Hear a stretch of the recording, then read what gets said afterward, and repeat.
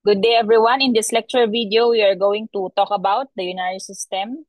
And the urinary system has the following important functions. Number one is excretion of waste.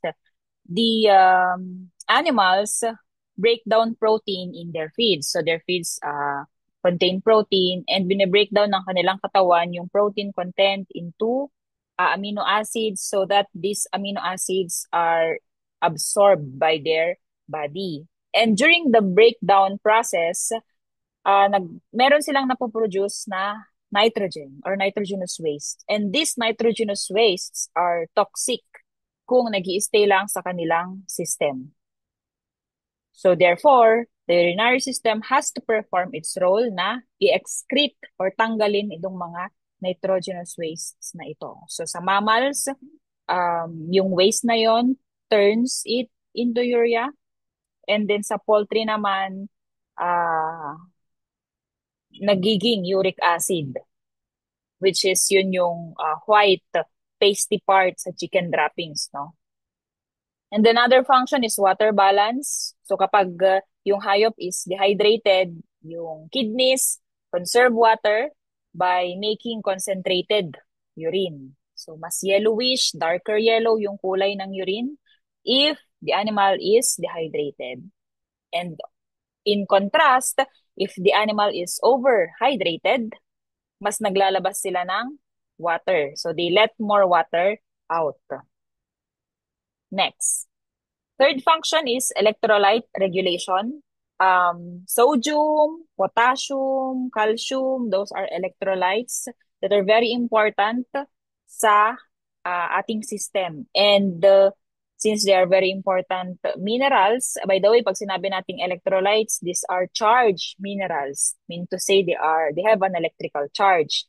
So yung electrolytes, they act like batteries sa ating system. So kung wala yung battery sa system, nagkakaroon ng imbalance or nagkakaroon ng malfunctioning sa ating katawan. So, ang role ng kidneys or ang role ng urinary system is to maintain yung homeostasis na yon, yung balance na yon, nung electrolytes na yon. And the electrolytes or the electrically charged minerals, these are sodium, potassium, and calcium, which are important or essential for nerve and muscle function. And then number four, acid-base balance. So the urinary system helps keep blood pH stable. If you are to remember, we also mentioned keeping blood pH stable when we discuss the respiratory system. Like for example, we have to remove, or the system or the body has to remove excess carbon dioxide from the body through exhalation. No? Kasi if the system or the body has too much carbon dioxide in the blood, ang nangyayari is nagkakaroon ng toxicity. So ayaw natin ng excess and ayaw din natin ng kulang. So there should always be homeostasis. Paano ginagawa ng kidneys yon? Yung kidneys, tinatanggal yung extra hydrogen ions. Or pwede rin na kinoconserve niya yung bicarbonates to keep yung blood pH natin around yung stable pH na 7.4. And then, hormone production. Yung ating kidneys, hindi lang nagtatanggal ng wastes or toxic substances from our body or from the body of farm animals, but also produces hormones. So yung mga hormones na pinoproduce na are the erythropoietin and renin. Ang role ng erythropoietin is to stimulate red blood cell production. So kung napapansin or nasa-sense ng katawan na kulang ng red blood cell, yung system natin, or kulang rather ng oxygen. So if there's low oxygen being sensed by the body, nare-release ng kidney yung erythropoietin na mag-stimulate ng red blood cell production from the bone marrow. Okay? Kasi dito sa red blood cell, siya yung nagpipick up ng oxygen para pataasin yung oxygen. And then, yun namang renin, nire-release din ng kidney to regulate blood pressure. Okay? So, yung kidneys, hindi lang siya filters, but also water managers, electricians, pH caretakers, and hormone producers all at once. That's why it's very important for us humans and also for farm animals to take care of our and their kidneys. Now we look at the parts or structures of the urinary system. The kidneys are the primary organs of the urinary system, or they are the main organs of excretion. No? By the way, your urinary system is usually called the excretory system because it helps in the excretion of wastes. No? So the role of the kidneys is to filter blood, and dito rin na-form ang urine. Kasi nasa loob ng kidneys, nitong kidneys na to, ang tinatawag nating nephrons. And nephron is the microscopic functional or basic unit ng kidney. So basic unit kasi doon na-form ang urine. Do not forget that. I have to emphasize, nephron is the basic unit of the kidney. Doon na-form ang urine. Next, after, susunod is ureters. Ureters ay itong mga mahahabang tube. Okay? These are muscular tubes that help transport urine from the kidneys to the bladder, to the urinary bladder. And paano natatransport yung urine from the kidneys to the bladder? Through peristaltic contractions. Ibig sabihin ng peristaltic contractions or peristalsis, these are wave-like rhythmic contractions. Para siyang nag-i-squeeze, squeezing motion para dumaloy yung urine papunta sa gallbladder. Okay? And then, urinary bladder. And then we have the urinary bladder. It's a hollow muscular organ that stores urine. Dito ang storage ng urine. So nai-store dito yung urine hanggang sa iihi na yung hayop. So, yung technical term natin for urination is micturition or micturition. So, this is the technical term. So, I highlighted this in yellow, these terms, nephron, basic unit of the kidney, and micturition or micturition to give emphasis para ito ay matandaan ninyo. And then, finally, we have the urethra. This is a tube that expels urine or removes urine or eliminates urine from the bladder palabas. So it carries urine outside. Sa males, this is also a passage for semen. Okay, so yan. So in summary for this slide, yung kidneys, they are the filters, the ureters are the passageway, the bladder is the storage area, and urethra is para siyang yan yung faucet, no? So this is just how the urinary system is arranged in the case of small ruminants. So this is the kidneys, and then dadaan yung urine sa ureters, may store sa urinary bladder, and then lalabas sa urethra. And remember that not all kidneys of farm animals look the same. So we have here sa horse, yung right kidney ng horse is heart-shaped. Yung left kidney niya ay bean-shaped, more of a bean-shape. So, mukhang heart or it appears as a heart shape yung right kidney ng horse. Please do not forget that. For the case of cattle, ito. So, cattle, lobulated siya. Para siyang grapes, no, na may mga lobes. So, this is how the kidneys of cattle look like. Parang bunch of grapes. And then, for the pigs, ito ang itsura ng kidneys ng pigs. They are bean-shaped. Parang sa tao din, they are bean-shaped. And smooth on the outside. But sa loob, they are lobulated. So, wala lang akong picture dito, but sa loob, lobulated ang itsura ng pig kidney. Parang ganito sa loob.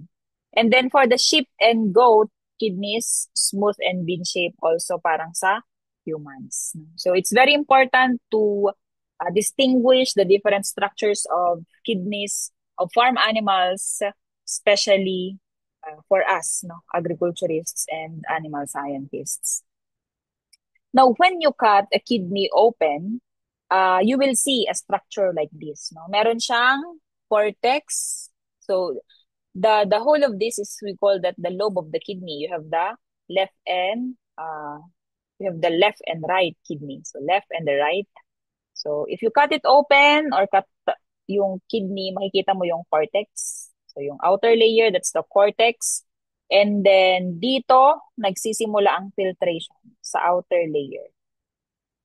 And then the inner layer, you have here, mas smooth siya na tingnan. This is your medulla, where absorption and secretion happens. And then meron siyang uh, pelvis. So dito wala hindi siya masyadong kita dito. So yung pelvis ay this one. Yan. This is the pelvis, no? So dito na part yung pelvis. Yung pelvis region or renal pelvis, it collects urine and sends it nadadaloy sa ureter. Yan. Next, paano na-form ang urine? So every step for urine formation happens in the basic unit of the kidney, which we call the nephron. So hindi kita dito sa structure na to ang nephron because they are microscopic units. Saka mo lang makikita ang structure ng nephron if you view it under the microscope. So basically, ganito yung itsura niya. So i-zoom in natin ang portion na to ng kidney, makikita natin ang nephron. Okay? So this is how the nephron is arranged doon sa kidney.